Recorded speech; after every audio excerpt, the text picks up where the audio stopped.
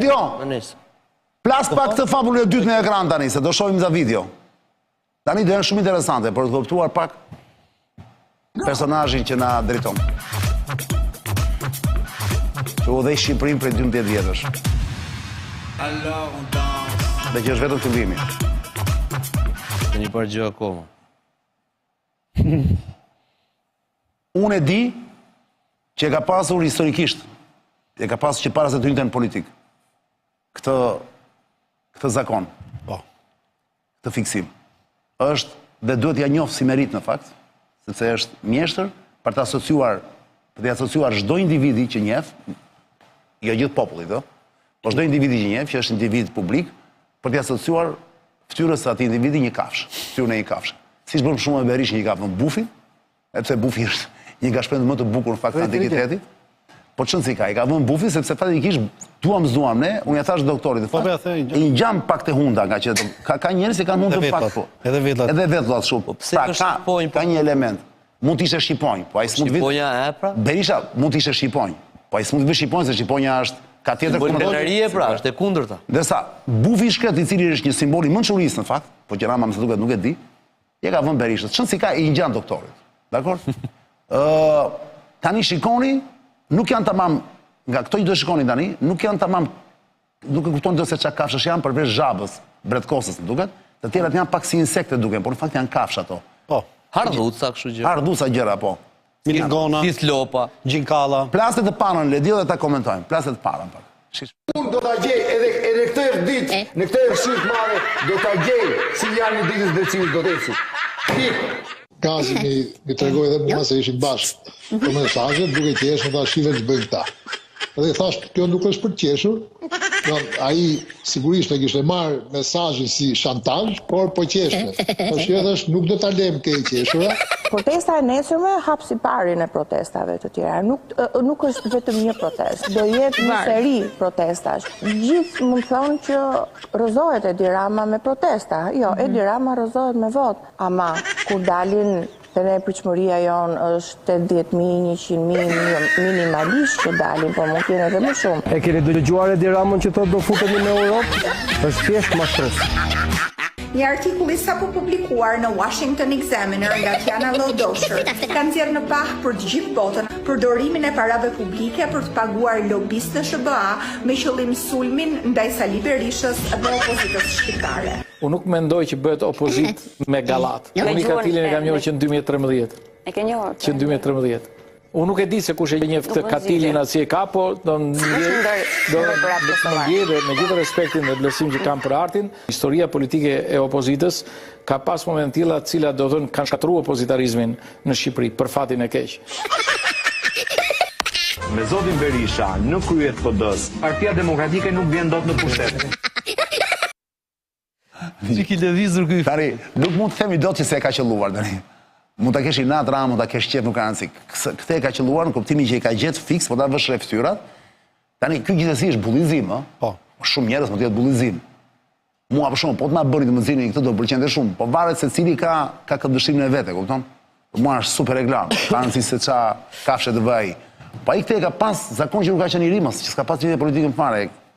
Vjen ndoshta nga shkolla, ka nga kështu ka lindur, më është dhe vet, është dhe truri vet i njeriu. Është një lloj simptome kjo. Po, tani ata shohin dhe tjetër le që mos ashtu t'i bijem shkurt edhe pastaj të lë Flogertin dhe Marsitin që të komentojmë pak këto. Ja, shikoni dhe tjetër, kjo tjetër është më e shkurtër.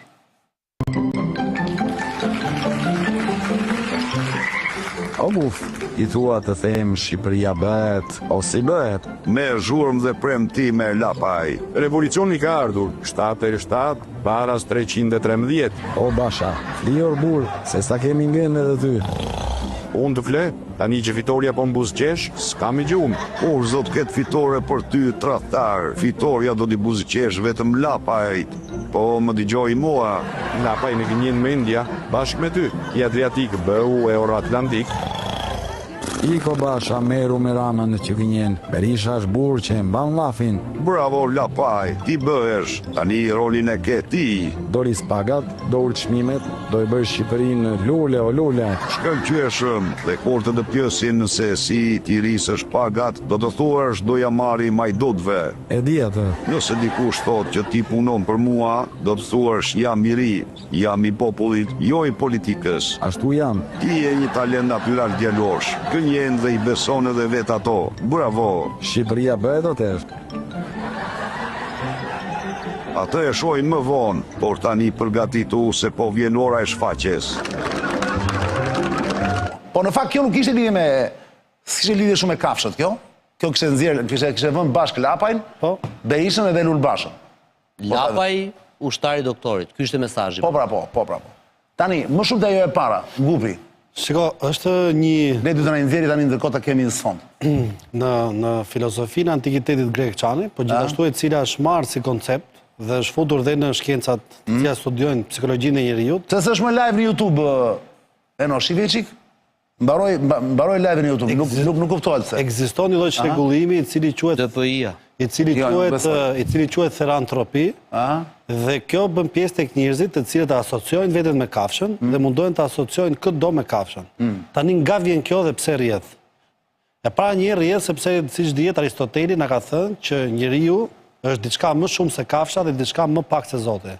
Pra i besonte që njeriu është diçka midis botës tazarake për shkak se është qenie biologjike dhe për shkak se ka arsye është diçka më afër Zotave në kuptimin e konsciencës, virtytit dhe asaj që ai quante lumturia që vjen për shkak të virtytit ose eudaimonia ose etika nikomeane, cilën e ka botuar.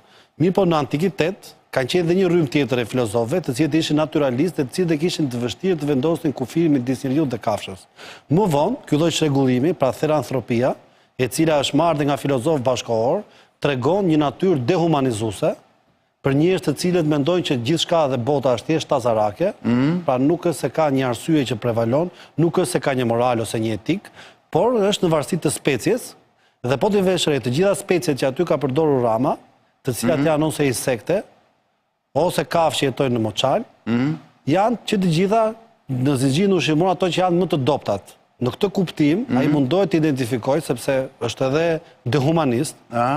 Dhe për Ramën unë mendoj që vlen shumë ajo shpreha që Talerani ka thënë për Fushen. E di çka ka thënë Talerani për Fushen dhe unë mendoj që i përshtatet shumë Ramës. E di pse ai përçmon njerëzit nga që e njeh shumë mirë veten e tij.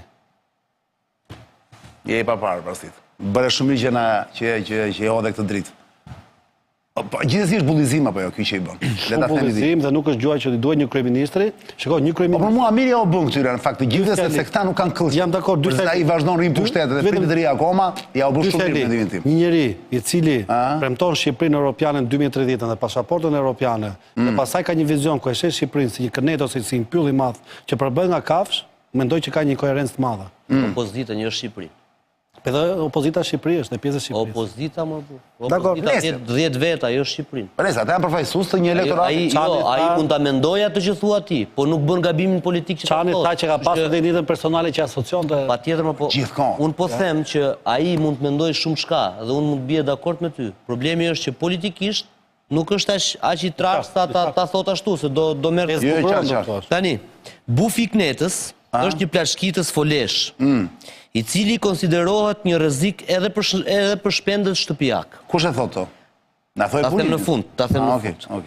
Ai jeton mes zvaranikëve dhe amfibëve, me të cilët shuan edhe urinë. Trupi i tij grumbullon pesticidet dhe helmet kundër brezëve, çka e bën helmues edhe atë vet. Konsiderohet Bufi Knetës si një specie shumë armiqësore ndaj diversitetit. Tani, ky është përkufizimi shkencor i Bufit Knetës, që e drama e ka marrë nga libri. Kush është përkufizimi, kujt është shkencor? Ky përkufizim, te di Rama pra, ka marrë përkufizimi shkencor të Bufit Knetës. Po, nga cili pra? Burim shkencor të i kujt pra? Po ta kërkosh dhe ti në Google tani, Bufi... Tani, ato janë dhe gjëra që thuajnë kështu, por na e preferencë. Ore, ky thot që shkenca thot që, tani unë po them, duhet ta lidh me këtë që ka bërë mo, nuk po them që është kështu. Qartë. Se ku di unë që është Bufi Knetës. Pra, çfarë ka bërë ai? Në fillim kur e ka lidhur doktorin me Bufin, ka bërë këtë shpjegimin operacional termit bufiknetës, që thotë që është i rrezikshëm dhe diversitetit, është i përbërë nga zvaranik dhe amfibet shumë radhë. Pasi ka bërë këtë portretizimin, këtë panoramën e madhe, ka futur gjithë elementet si që janë këta. Jemi mësuar në me këtë. E ka bërë në vitin 2021 me atakimin, denigrimin e figurave nominale në Partitë Demokratike. Ty të pëlqen? Mua pëlqen. Mua për shembull, po të më pyesë mua, ai e ka bërë në kuptimin e Knetës një opozit, një skuadër përballë që ka qenë 2005 që nuk lëviz. Flamuri, Albana, mesazhi është i qartë. Po fakti që mendon se ky i bën veto, përse thoshte unë falenderoj ata që kanë. Unë nuk doja sugjeroja, po të më pyesë mua, nuk doja sugjeroja. Si teknik komunikim. Por tani që e shoh në kuptimin e ndikimit, shoh që i ka funksionuar. Ecën. Ngjit. Ai e njeh më mirë se ne. Ngjit. Ngjit. Do të ndaj se dim po. Këtë milet. Do të tregojnë zgjedhjet atë sa ngjit. Do të tregojnë dhe zgjedhjet, apo mos harrojmë, nëse do ketë zgjedhje, se zgjedhje këtu nuk ka. Tu zgjedhjet ka inxhinieri zgjedhore po. Jo më, ka inxhinieri zgjedhore. Ka zgjedhje po.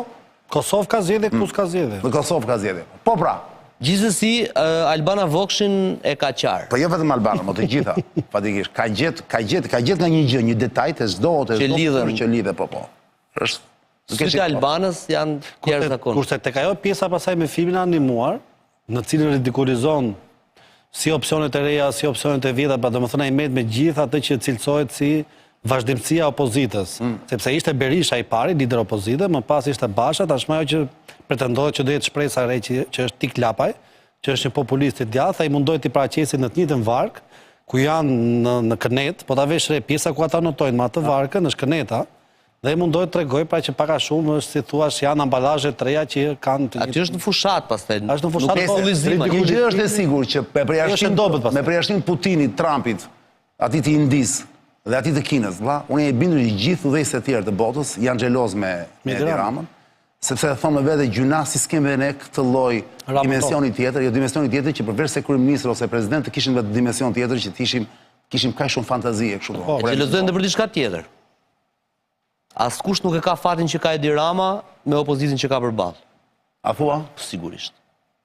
Ku mendon që dhe Vučići kështu është? Kjo është fatkeqësi e madhe. Në fakt në çdo vend autokrat nuk është askush. Në çdo vend, por kjo nuk është për të hap debat, e them nga ana ime kështu kot për qef. Në çdo vend autokrat në fakt, po ta vësh re, opozita s'funksionojnë. Pse? Sepse është vend autokrat. Jo, po ka një gjë. Ajo që ka ndodhur kohët e fundit në Serbi. Ajo që ndodhi me arrestimin e kryebashkiakut në kryetarit opozitës në Stamboll, ka treguar që njerëzit ngrihen. Këtu, për këtë opozit, nuk ngrihet njëri. Ama them vetëm një gjë. Jo, tani ka mbaruar emision. Vetëm një fjali. Po s'ka kuptim. Vetëm një fjali.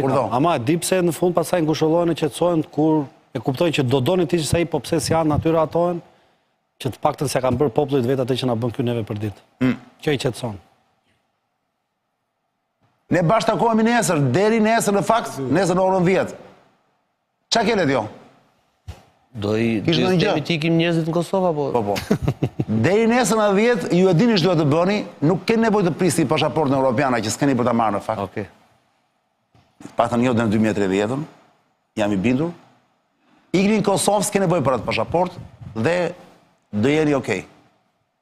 Leti nuk e di se çdo na vim brapa, nuk e kemi atë, po do nxjerrin gjithmonë atë momenti kur dhe qeni në Kosovë, pret të kaloj vijat e bardha kur hapet semafori i jeshil, është e papare pa dëgjuar. Takojmë nesër në 10.